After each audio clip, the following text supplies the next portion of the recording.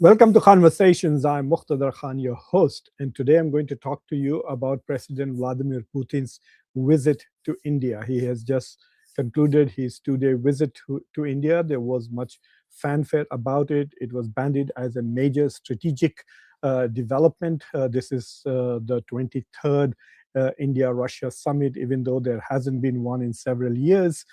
And this was a major visit by Putin.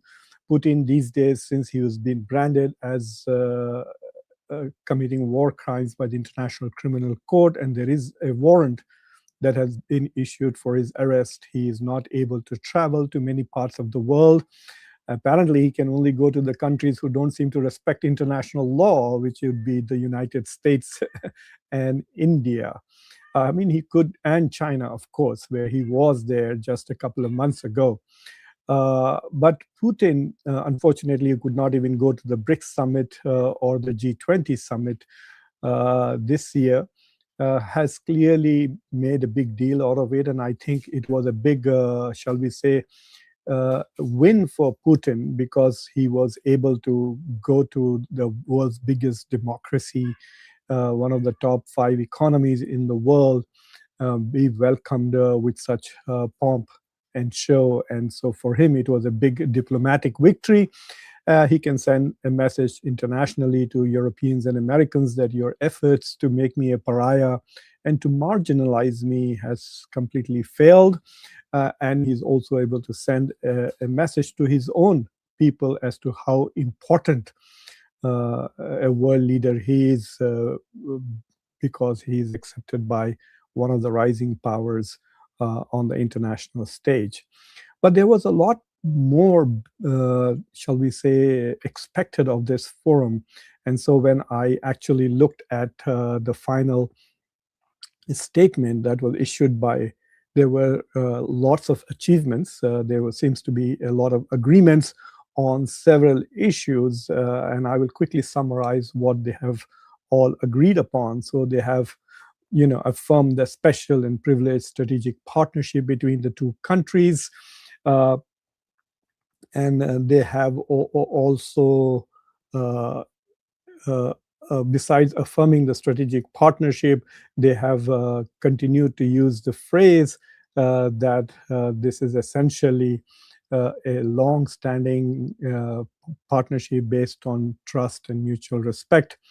They agreed on long-term economic cooperation. Putin talked a lot about the fact that their trade was as normal as possible, around $69 billion, with India exporting around $5 billion to Russia and importing over $64 billion. The trade deficit is nearly 60 billions with Russia, and most of it was oil importation by India.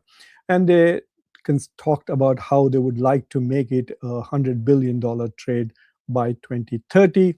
There was much talk about defense cooperation, particularly with emphasis on India's strategy of Atmanirbhar, which means to become self-reliant in producing defense and also in manufacturing. So there was this talk about that, okay, there will be a shift in emphasis.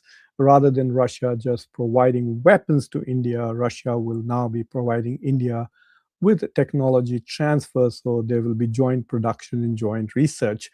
But what is not very clear is where will we see this joint research and joint production. Before Putin's visit to India, there was much talk about as to how India still needs to receive some of the S-400 anti-aircraft missiles that they had already purchased, missile launchers that they had already purchased from Russia. They're waiting for it. S-400 performed phenomenally well in the recently concluded military engagement with Pakistan called Operation Sindoor. And then there was talk that perhaps India would gain technology from the S-500, the next iteration of this particular weapon. And also there was much talk about joint production of Su-57, the fifth generation fighter that Russia has produced, which according to some people might even be better than America's own F-35. It is certainly more cheaper. So India is apparently going to be gifted. This was the talk that India would be basically gifted this advanced technology by the Russians as part of the deal, and India would then manufacture them jointly, even do research and try and improve upon them. Not much has been said about that in the final statement. Neither S-500 nor Su-57 were mentioned in the joint statement. Uh, there was this announcement that India is going to lease a Russian nuclear submarine, and that deal has been signed for $2 billion, and that will be happening in the next 3 years. And so their focus was on connectivity, India becoming more involved in the north-south trade corridor, India also becoming more involved in the Eurasian Economic Forum. So there was talk about India becoming an important trading partner. But from the defense perspective, it was very surprising that there were no major announcements. It is very clear that Prime Minister Modi had one important gain about essentially India indulging in some manufacturing in Russia and some other fertilizer related cooperation and pharmaceutical cooperation. Plus, it was mooted that a lot of Indians would get to go to Russia and work in Russia. So these are some of the discussions that are going on. There is no clarity whether Indians who will be going to Russia will be migrating to Russia to settle in Russia and become Russian citizens, or will they be just temporary workers who will go and work there for a few years and then come back to India. So those details, I guess, will be worked out when they will be worked out. But uh, I think Prime Minister Modi got much less out of this. Obviously, there is a big diplomatic show put on there, which makes the population generally think that India is a great power now that Putin has visited India. And so the media hype was pretty high. So often there is gains for the horse from the media hype. But there was also this talk about strategic gains, and that's what I want to focus upon in this discussion as to what strategic gains, if any, there were for India. For Russia, yes, there were some gains. For example, Russia was trying to basically cajole India into resisting America's pressure to stop buying Russian oil. And so he said that we will continue to provide you with our energy sources, whether it is gas or oil or even coal. So uninterrupted supply of energy from Russia to India was a promise that Putin made. But the question is, will India keep up that promise and buy the oil, given the fact that America has imposed secondary sanctions on Russian oil manufacturers, Russian refineries, and anybody who buys Russian oil. Not only that, but in America has also imposed 25% additional tariffs on India, which are hurting India's manufacturing and exports to the US, as undermining US-India relations. And so will India go against that? So far, the statistics shows that that is changing. So nevertheless, I don't see much gains for India from this particular meeting, but there was a lot of gains for Putin. For him, it was another essentially signaling to Europe and US that their attempts to make him a pariah or make him a marginal player in international affairs is a failure, since he's able to now go to China as well as India. But he also got this opportunity to basically expose the hypocrisy of some of the Western countries, which are imposing sanctions on others for buying Russian energy while they themselves continue to buy it. Trump, he made a big deal out of identifying the fact that America was still buying nuclear fuel from Russia.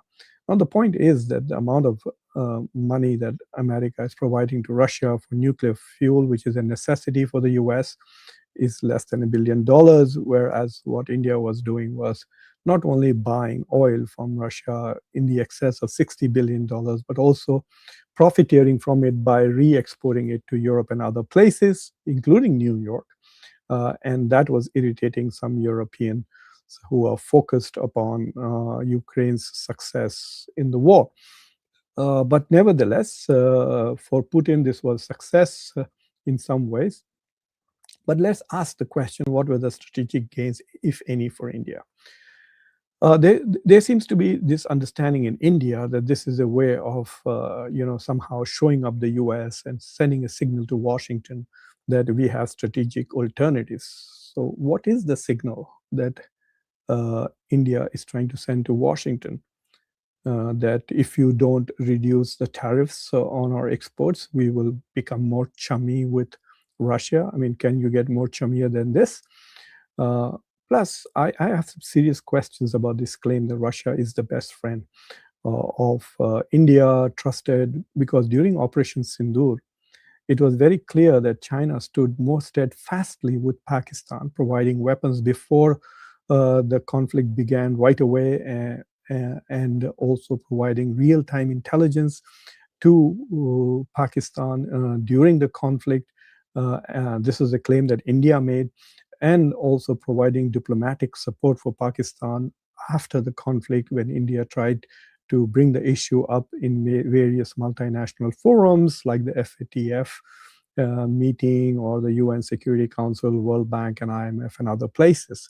We did not see the same degree of support from Russia for India during the Operation Sindoor. In fact, one of the laments from the Indian government and the population after Operation Sindoor was how lonely India was.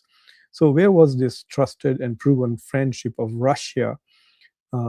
Because Pakistan claims that China is a trusted and proven friend, and China did prove that during Operation Sindoor, but Russia was Russia's support for India during that conflict was not the equivalent or anywhere near what China's support was for Pakistan.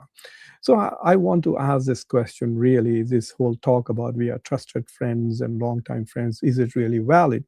The second point that I want to raise is that India has provided no material benefit other than buying oil and supporting Russian economy, and actually benefiting from it because the oil that they buy from Russia is highly discounted. If Russia was trying to sell them at the same price as the Middle Eastern states, then India would probably have not chosen to support Russia and earn the ire of Europe as well as the United States. So India did benefit from supporting its friend financially, but otherwise than that, India has provided no military assistance to its trusted friend, which is fighting a long war against its enemies in the West. So I wonder what kind of friendship is this when a friend in need does not provide any military assistance. China has provided military assistance to Russia, as has North Korea, but not India at all. So anyway, there's a lot of talk. I think the whole purpose of such chatter of great friendships and personal, charismatic relationship is the Indian media basically trying to promote the image of Prime Minister Modi at home and trying to make him look better than he really is. But other than that, I am not very sure. Plus, this whole talk about how Russia is critical, let me give you the numbers and then you decide for yourself. The US India trade is about $130 billion. India Russia trade is roughly half of that, which is $69 billion. India has a trade surplus of $40 billion with the US. India exports $80 billion worth of goods to the US. India imports $64 billion worth of oil and exports only 5. India's exports to its best friend Russia is $5 billion. India's exports to the US is $80 billion. That is enormous. Okay, it's enormous. It's 16 times. And then the total, uh, look at the deficit. India has a huge deficit with Russia. Russia is not buying anything from its friend. Russia is not buying anything from India. Whereas America is buying $80 billion from India. It contributes to America.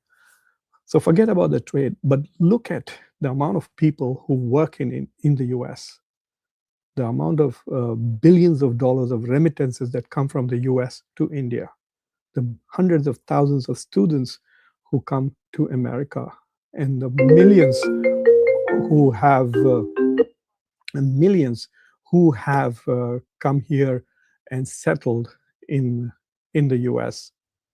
Literally, there are 5 million Indians who are settled in the United States. You can see Indians in the government of the United States. Kash Patel is the director of FBI, and the head of AI in the White House is also from India, and so on and so forth. So you can see that there are many such prominent connections between India, and the US. You can't name anybody important in the Russian administration who is of Indian origin. Indians don't aspire to go to Russia and settle in Russia. So I think there's a lot of hype about India-Russia relations compared to the United States is quite insignificant. Let me put it very bluntly, compared to India, US relations is quite insignificant. In order to make the argument, people have to go back to 50 years, 1971.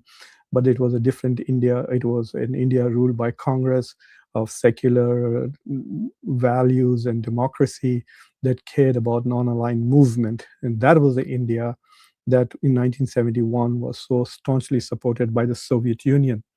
But the India of today is not the India of 1971, and Russia of today is not the Soviet Union of 1971. Besides that, if the message was to send America, I don't think America is going to panic.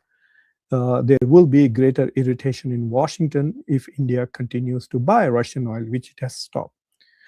In September, as soon as the US had imposed additional sanctions, India dropped the purchase of Russian oil by 38%, and then in October by 11%. And so it has gone down to nearly half. And we will see what happens going forward. Unless the war stops or there is some kind of a bilateral trade agreement with the US, I don't see that 50% tariffs going away, unless India can convince the US that it has completely stopped buying Russian oil. But India has actually started doing that, even though Prime Minister Modi is afraid to say that, because then the opposition will call him Narendra Surrender. Not only that, India has upped buying America's natural gas by 70%. So India has bought more American energy and bought less Russian energy in the past 2 months. And so even though Putin may have said that it is unfair of the US to put pressure on India to do all of this, the pressure is on, and India is responding to that pressure from the United States. Will the US be impressed? Not really.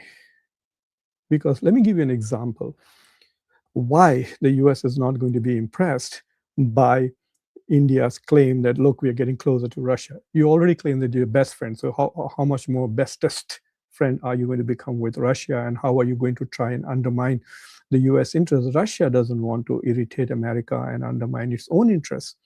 Russia is lucky that Trump seems to have, for some reason, some kind of a soft spot for Russia. But if Biden was president right now, then this would have been an entirely different scenario today. But anyway, it's not just the Americans who are not going to be happy with all the bromance between Putin and Modi. The Chinese too probably are looking at this and are not being very happy.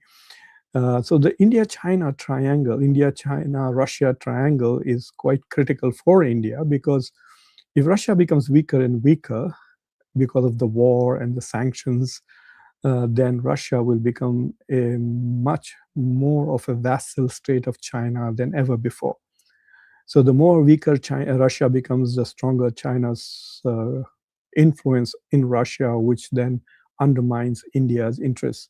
China will have 3 nuclear power vassal states: Russia, Pakistan, and North Korea. India will have none. So for India, in a way, it is of strategic importance to India to undermine or at least balance China's growing influence in Russia. So if India stops buying Russian oil, its influence on Russia is going to decrease.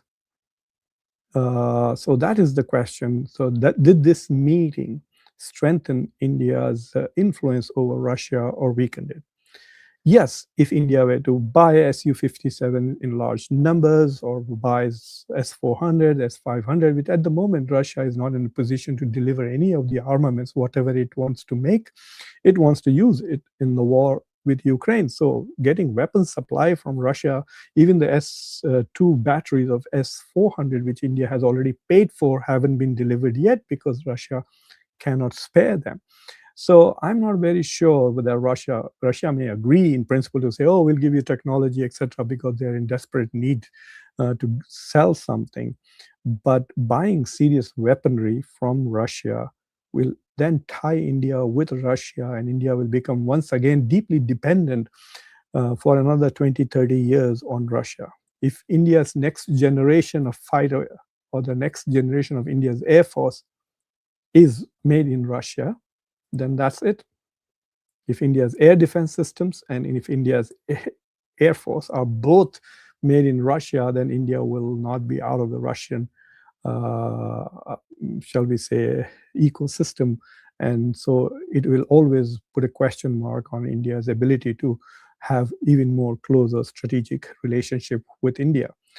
It is quite possible that India can wait Trump out, and after 2028, it's quite possible that the new president who comes in Washington, who may not be that obsessed about winning a Nobel Prize or insisting upon things that India wants, because until recently there was a bilateral, or shall we say, a kind of a consensus in Washington that India was an important partner, important ally. It is now only that the MAGA is turning against India. The conservative, right-wing conservative nuts in the United States are turning against India on H-1B issue, on migration issue, on India's support for Russia, and so on and so forth. But otherwise, the elite in Washington still thinks of India as an important partner, a tech partner, a source of talent from India. H-1B is also considered very important by most people in the industry. So it is quite possible that India's relationship can be restored to what they were in 2024 before Trump got elected after Trump's term. So would India want to preclude that possibility by being fully tied to Russia? I'm not very sure about that. So I suspect there will be a lot of chatter and talk about Su-57 and S-500, but there may not be any major deals coming through. And finally, if you actually look at the last 4 years, India has bought more weapons from France and the United States and Israel than it has from Russia, partly because Russia is at war and does not have anything to spare. But India has been trying to diversify its procurement and reduce its dependence on Russia. And if you were Russia, would you like that? Would you like that your trusted and proven partner, whom you have supported well, since its birth in 1945, would you be supporting? Would you be happy if that country stops buying weapons from you and starts looking towards the West and other places? So these are some of the issues that have come up.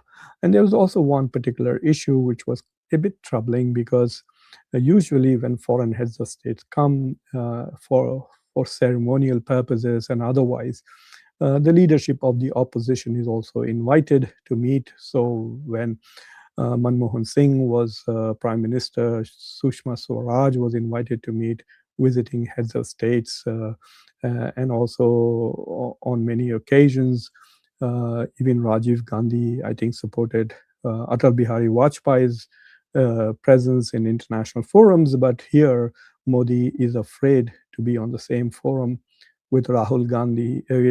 He's probably afraid that Rahul Gandhi may outshine him, I guess, quite an insecure prime minister. So it was quite, it was not, shall we say, kosher for India to be excluding the leader of the opposition from any interactions with the foreign. But Putin won't mind, because for him, this makes India more like Russia, more authoritarian and less democratic. So he probably understands this and is willing to go with that. So, in many ways, I think this was a very important event for Putin. He gained a lot of, shall we say, propaganda value from visiting the world's old biggest democracy and one of the top major rising powers in the world, and to be feted in such a fascinating way. So for him, it was good. I'm not very sure what the gains are for India in the international arena from this. Yes, domestically, it kind of shows up. People in India, I don't know what they think, that, oh, now India has become a major power because Putin came to India. So the sign that India is a major power is Putin visiting India. So for them, it was that kind of propaganda stuff, mostly by media, unwilling to ask tough questions at all. So, for example, during the entire coverage, whatever coverage I saw in India, there was no discussion of the exact amount of decline of India's purchase of Russian oil.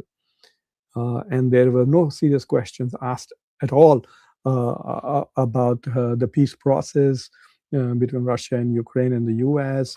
There were no serious questions also being asked about what's happening to the bilateral trade agreement. Will there be an impact of this visit of Putin on India's negotiations with the United States? If you look at the final statement, it says this meeting was at the invitation of Prime Minister Modi. So is Prime Minister Modi trying to send some signals to Washington? Is this being used as a leverage in the bilateral trade negotiations with the US?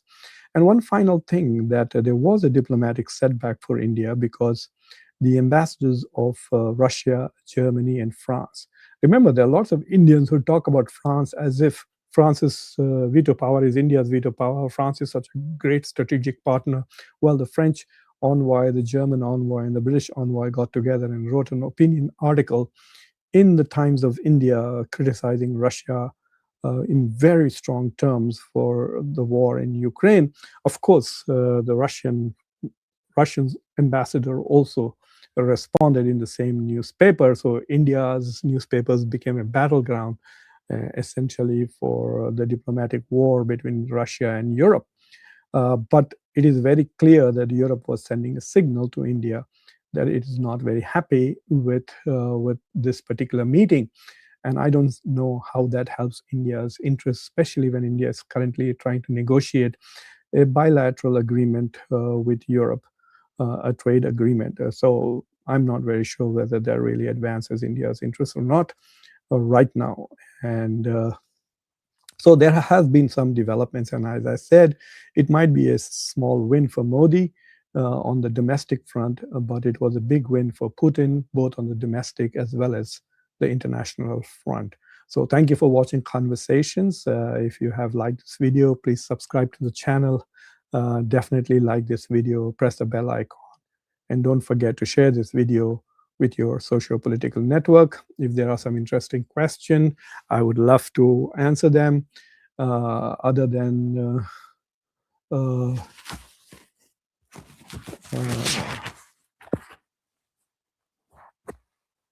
right, there seems to be no interesting questions or comments. There's one from Bihar Babu. India may require, what does it say? India may not require external support if our country develops indigenous military industrial complex as capable as Russia's. Of course, but it's easily done. And so, I mean, this is just dependency. And if you look at what happened in Operation Sindhu from India's side, no one talks about the performance of Tejas or any Indian weaponry in that. The only thing that people talk about was BrahMos, which was essentially a joint production with Russian technology, and S-400, which performed very well. In fact, the whole war between India and Pakistan, the 4 days, is all about Chinese weapons versus Russian weapons, actually. And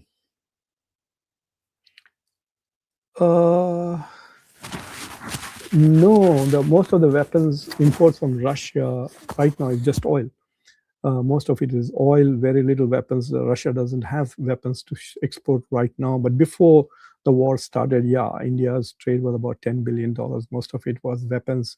India bought some tanks. India, and a lot of it is also service of old weapons, the Su-30s, the old MiG-21s, the T-90, I think the tanks that India has, all of that being serviced. So there is weapons-related trade. There was a point about 5, 6 years ago where India's entire weapon system was 70% dependent on Russia. Now it has diminished to 35 or 38 or 40 or 50. There are different numbers thrown around, but clearly France and America and Great Britain, the US, India has now bought drones from America. India is buying tanks from America. India is buying jet engines from the US. So I don't know what's going on with India. Will it continue to buy uh, jet engines from the US and also try to buy technology from the Soviet Union or from Russia, the Su-57? No, there's no clarity on that. Uh, uh, uh, yes, Sunnyside has an interesting observation. I agree with you. Sunny Singh, Russian economy is down. They want trade deals immediately. So Putin wing India and Indians. That's absolutely correct. They want to sell whatever they can to India, especially if India is not going to buy as much oil, then they will be in trouble if the $60 billion worth of oil exports drops to say 2030. India is trying to select those companies which are not yet sanctioned and trying to diversify or procurement of crude oil from Russia. I'm sure they will find different ways to smuggle the oil. Also, even though UK and the US are imposing sanctions on the so-called shadow fleet of Russia, then the Russians will find another way to export oil if India is willing to buy that. Take that risk of further upsetting the Western countries. Uh,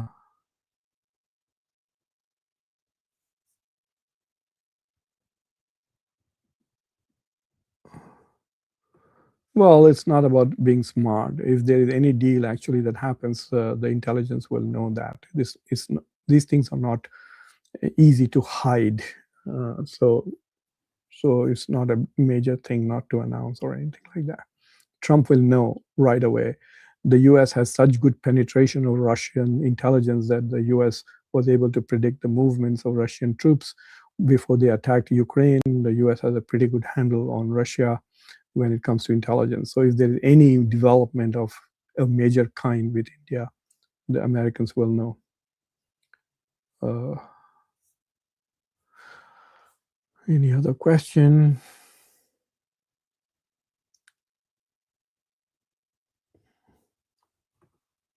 Okay, there's something from Umesh Naidu says Dr. Khan, right from the 50s, Indo-Russian relation was not so goody-goody. The strategic agreement signed in 1971 now does not have clause 9, which spells support for each other in case of any war. That's a good reminder. Thank you very much, Umesh Naidu.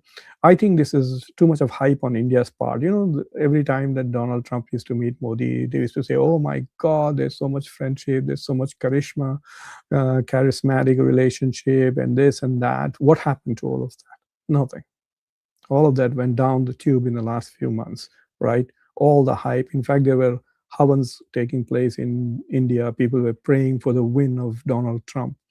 So it's just this kind of a hype. There was so much hype in August when Modi went to China, and there was that, you know, the video of Modi and Putin and China standing together. There was this all talk, America is finished, RIC, Russia, India, China is now alive. There's this, India's master stroke, Modi's great stroke, you know, the Chaitanya, what is the Chanakya Niti, and all of this talk was going on at that time. Look what happened. Just one woman traveling from Britain to Japan via Shanghai completely upset the so-called wonderful, miraculous diplomacy that Modi was indulging in when he was in China. And India's China relationship suddenly became very bad in the last 2 weeks. So all this hype is just hype, you know. And if tomorrow, if India stops buying Russian oil, then in order to reduce the 25% tariff so that America has imposed, then Russia is not going to be happy with that, and it will turn more towards China.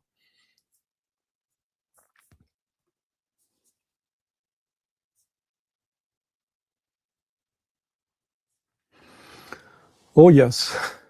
Yes, you're very right, Umesh. Umesh is making good points today. Dr. Khan, Putin is not entirely happy with India as we don't openly condemn Ukraine and support the Khan. So this visit was more of a foot. I agree with you to a great extent. And I was on Satya Hindi and other shows in Hindi, and the way I was describing this whole thing was "Naam bade darshan chote," if you understand the phrase. So much ado about nothing, really. So, but you're right. India did not support America. India is just taking a neutral position. We stand with peace. What does that mean? That means you're against Russia's war in Ukraine. Can't you say that if you are? So Modi, I don't know. It's just a diplomatic way of saying, look, we don't want to say anything about this, and that undermines India's international credibility. If you want to be included in the Security Council and become some big kind of source of global peace. If you look at the three major conflicts that are on at the moment, the Middle East conflict in Gaza, the conflict in Russia and Ukraine, and the conflict in Taiwan, India is nowhere. India is not relevant to any of these conflicts. Uh, just a couple of days ago, I published an article in the Frontline magazine. So those of you who have access to it should go take a look at it. If you don't have Frontline, I posted screenshots of the article, and you can see that on my website. On not on my website, on the YouTube channel, it has a section called Posts. So if you go to the posts, you can see this article of mine, which is based on my interviews with various scholars in East Asia. I just went on a tour of Hong Kong, Singapore, China, and South Korea. And this is my assessment that China is rising, America is receding, but India is missing.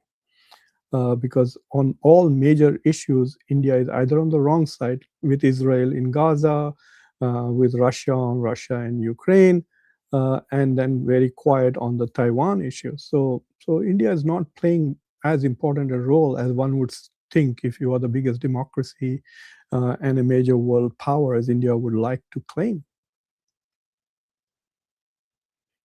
Sunny says Russia and China cannot be trusted. Can India be trusted? I'm sure they are asking this question. Uh, all right, Umesh. Now I disagree. Dr. Khan, come on, Rahul can't outshine Modi in any format. Otherwise, Congress would not.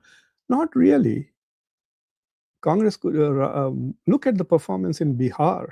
You think that the Bihar government has performed? It's the worst state in the world. Bihar is the poorest place on earth.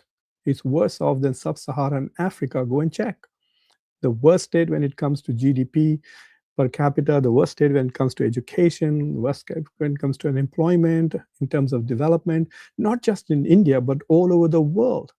Yet they voted for Modi. Why did they do so? It is more out of hatred towards minorities and Muslims, etc. It's about this cultural wars that Modi is fighting. That's why he's winning, not for good governance. And if Modi is not afraid of being, if that Rahul might outshine him, then why didn't he invite him? India looks more democratic. You can see opposition leaders here in the US being invited all the time to meet with when the state dinners are happening.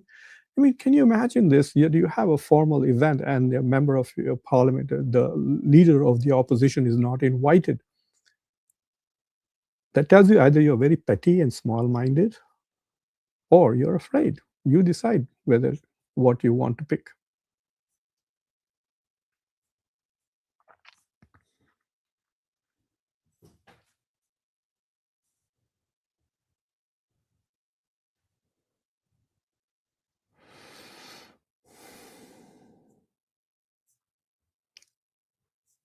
Okay, so not anything interesting, no more interesting questions.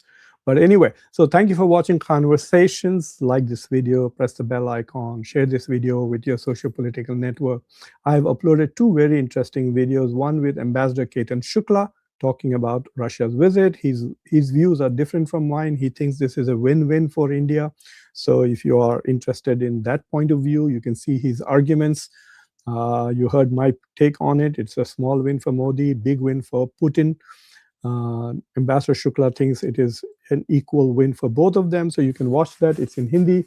I also uploaded a video with a very distinguished Indian economist who talks about the Indian economy.